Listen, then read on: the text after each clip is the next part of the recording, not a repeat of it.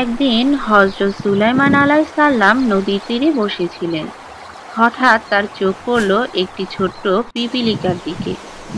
দেখা গেল পিপীলিকাটির মুখে একটি গমের দানা নিয়ে সে নদীর তীরের দিকে এগিয়ে যাচ্ছে। নদীর তীরে পৌঁছাতেই হঠাৎ একটি সবুজ ব্যাঙ হাঁ করে তাকে ঘিরে ফেলল, আর ব্যাঙটি সোজা ডুব দিল পানির নিচে। দীর্ঘক্ষণ পানির ভিতরে থাকার পর সে আবার ভেসে উঠল নদীর তীরে। ব্যাঙটি মুখে হাঁ করে দিল, আর ভেতর থেকে বেরিয়ে এলো আগের সেই একই পিপীলিকা।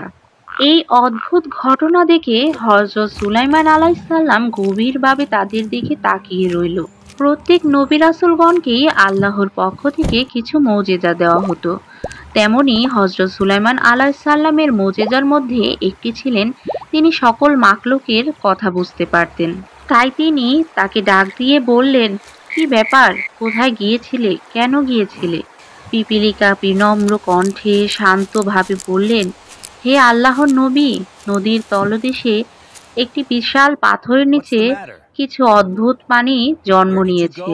তাদের মধ্যে অনেকেই অন্ধ, যারা রিজিক খুঁজতে বাইরে যেতে পারে না। মহান আল্লাহ তাদের রিজিকের পৌঁছে দেওয়ার দায়িত্ব আমার উপর ন্যস্ত করেছেন, কিন্তু আমি একা তাদের কাছে পৌঁছাতে অক্ষম। তাই আল্লাহ আমাকে এই ব্যাঙকে বাহন করে দিয়েছেন।